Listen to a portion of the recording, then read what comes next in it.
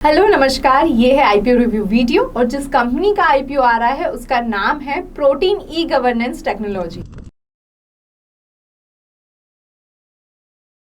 Protein e governance technology जिसका पहले नाम था NSDL e governance infrastructure limited. Right, ये वही आईपीओ है जिसका मार्केट में एनएसडीएल के नाम से बस बना हुआ है। तो सबसे पहले तो मैं ये क्लियर कर देती हूँ कि ये एनएसडीएल के वो डिपॉजिटरी वाले बिजनेस का आईपीओ नहीं है। आईपीओ की आरएचपी में ये मेंशन किया हुआ है कि एक एग्रीमेंट के अंदर एनएसडीएल का डिपॉजिटरी वाला बिजनेस अलग किया गया था। ओके, तो अब ये जो कंपनी जिसका आईपीओ आ रहा है वो क्या करती है? तो Protean e governance technology digital public infrastructure और innovative citizen centric e governance solutions develop करती है। यानी गवर्नमेंट और डिफरेंट मिनिस्ट्रीज के जो ये डिजिटाइजेशन वाले प्रोजेक्ट्स हैं, जैसे pan card issuance, CRA for national pension scheme, Atal pension योजना, ओएनडीसी, इन सब प्रोजेक्ट्स पर कंपनी काम करती है। Let's see its strength. It is a pioneer and market leader in this e-governance solution, secure, scalable and advanced tech infra, pan-India network, diversified service offering and experienced senior management team.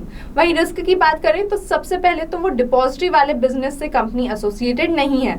Then majorly company government projects पर ही dependent है, तो revenue के लिए भी limited source ही हैं इसके पास। फिर ग्लोबल और इंडियन एंटरप्राइजेस सॉल्यूशन से कंपटीशन, ये कुछ रिस्क भी हैं। आईपीओ 6 नवंबर से 8 नवंबर के लिए ओपन हो रहा है, जिसका इशू साइज है 490 करोड़, इशू प्राइस है 752 to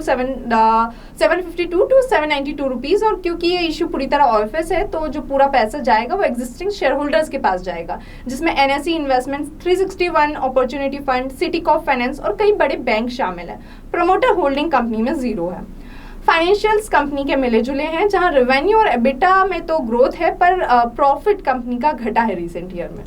protein e governance technologies एक leading Indian IT enabled solutions company है that is well position to benefit from the government's continued investment in digitisation. Company wide range of services and solutions offer करती है और इसका secure, scalable and advance technological infrastructure है।